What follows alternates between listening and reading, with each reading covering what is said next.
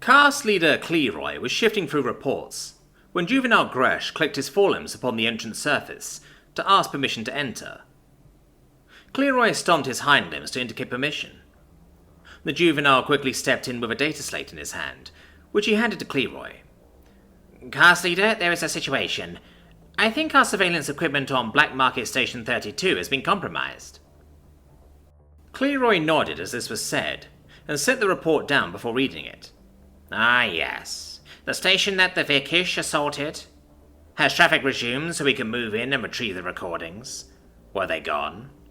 No, Cast Leader. It appears to be functioning, but I suspect they have been broadcasting a clever ruse to make us worry without need. An attempt to get inside our antenna, as it were. Cast leader Clevery let his mandibles inch higher than usual to indicate curiosity. What makes you think this?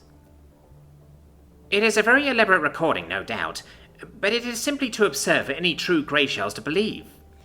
Yes, but what is on it that would make you say this? Perhaps it is best for you to watch it yourself, Cast Leader. Clevery picked up the data slate and skittered around his desk. With Gresh in the lead, they skittered down to the main surveillance monitoring room, where most of the juveniles were clustered around a console. Clevery clicked his forelimbs together, and they quickly dispersed back to their own consoles. A Vekish assault is nothing we haven't seen before, he chided the juveniles, who were quietly talking among themselves instead of listening to him, which was unusual. He leaned in, settling in on his hind limbs before the console. Gresh quickly found the monitor he wanted Clevery to watch. I've pieced together what the others think happened, but you'll see they're wrong when you watch it. Clevery saw that barbaric ship that he had spoken to Bleebob about, and noticed the compact ugly creature that emerged. Then his mandibles tickled in anger as he noticed the diplomat of their ancestral enemies emerge as well. Then this was the one Bleebob wanted. He saw it approach the squad of Vekish and settle back in. Most likely they'd kill that ugly thing then, and Bleebob had nothing to worry about. Then his four eyes widened as he watched that single creature knock down that Vekish squad. This wasn't possible. Gresh started to talk, but Clevery let his clicker signal for silence in the room. The other juveniles went quiet, as Clevery watched the entirety of their spy video without stopping. He even forgot to let his hydration mucus flow from his fluid sacs, so his shell wouldn't dry and crack until the very end. He quickly collected himself, remembering to release more mucus, and he skittered out of the room, ignoring the juvenile's questions. He didn't even remember to take the data slate, which outlined how old the video feed was. Clevery rushed into his office, locking the entrance behind him before knocking data slates off of his desk. He keyed into his console with haste, and input the species code of that ugly little thing that Bleebob had been hunting. His eyes began to scan over the documents that were only available to Galactic Secret Service. Majority of species seemed to be suitable for integration under unified galactic government. Possible warlike subspecies has shown aptitude for unusual naval warfare. Note original contact plan of species requesting help from Texas invasion backfired. Texas now extinct after prolonged naval bombardments of home systems through unconventional means.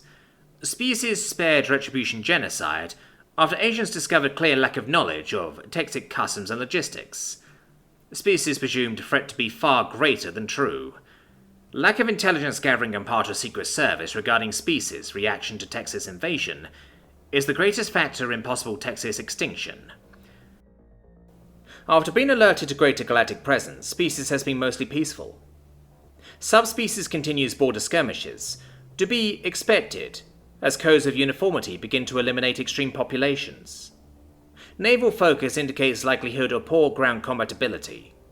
Species only has access to very low-tech energy weapons. Ships are of barbaric design, aside from single unknown innovation known as skip drive. That has been flagged by Central Intelligence as forbidden tech. Overall threat level low. Clevery blinked as he looked at that last line. Overall threat level low? Overall threat level low? His forelimbs clicked on the console hastily. Central Intelligence has theorized no observation of species in ground combat is required considering naval focus. No close combat studies of species have been conducted. Clevery's mucus turned pale green as he realized the grave mistake they've made. Quickly, he activated his communicator and tapped it into the feed with Bleebob's cast. This is Cast Leader Clevery. Inform your cast leader that we found him, and I have every intention of assisting his cast in tracking and killing this target. The juvenile on the line clicked in confusion. Who do you refer to, cast leader? Clevery stared at the information in front of him. We must stop Billy Bob, space trucker. Billy Bob had his arms crossed as he looked down at the space goblin doctor who was glaring up at him. After curb stomping that fucking space clown, he'd freed the prisoners and tried to help get things on the station back to normal. After gluing his wound shut, of course. Look, I still maintain that there's nothing wrong with using some glue to close up a wound. It's madness. I don't care if everyone else is impressed with how well it works. You risk toxic contamination and worse. You must drink Biogel. Billy Bob eyed the purple space cough syrup that had been brought in a big pitcher. I don't wanna. Are you an infant? It'll make you better. They stopped as the door to the medical room opened up, and Emily limped in. Hello, Billy Bob. Hello, Dr. Goldsmith. How's the patient, Doctor? His name is Dr. Goldsmith, Billy Bob said incredulously. The other two looked back at him. Yes? Is there something wrong? Billy Bob looked from Goldsmith to Emily and back. All sorts of thoughts flooded through his mind about the unlikely names some aliens had, and wondered if his translator was broken. Or perhaps just fucking with him. Should he try and explain to them? No, he shouldn't. So he just shook his head. Nah, never mind. Nothing. Dr. Goldsmith huffed out. I was trying to explain to the stubborn child that he needs to drink the Biogel. I don't care if he can't ingest much liquid or not. The more he can manage to drink, the quicker he'll heal. Emily looked over at Billy Bob. Billy Bob, drink the Biogel. But drink it. You need to. Glue won't stop your wounds from getting infected and you'll heal faster. The nanites will adapt to your physiology and speed up your healing greatly. Look at my leg. She rolled up the leg of her new pants to show him the gash she had from earlier, her downy feathers parting to show a long white scar. But it looked old, and certainly not fresh. Billy Bob sighed. Do I have to? Yes, drink it, she ordered. Billy Bob groaned but picked up the pitcher. Then, before Emily or Dr. Goldsmith could stop him to point out the small cup they provided, he began to drink from the pitcher straight.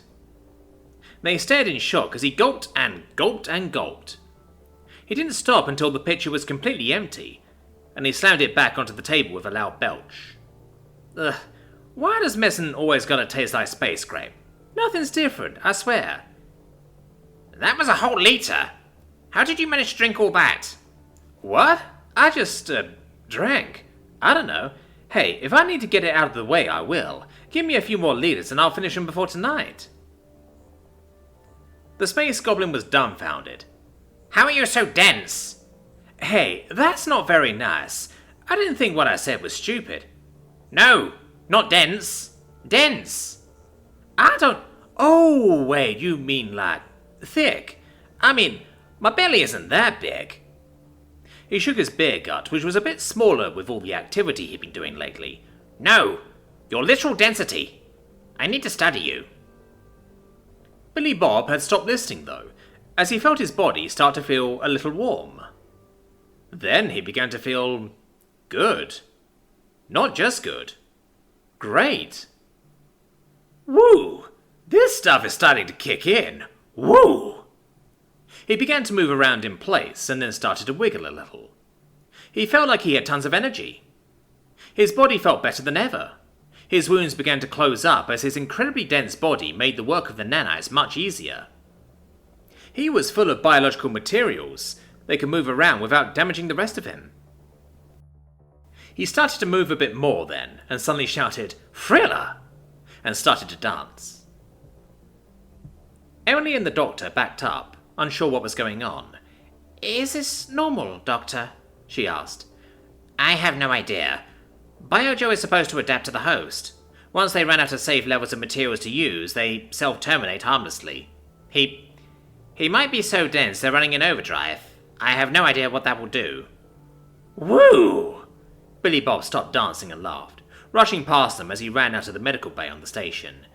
We better follow him, Emily said, as the doctor nodded, and they rushed after that hyped-up space trucker, who was rushing into the black market now that it was once more teeming with life.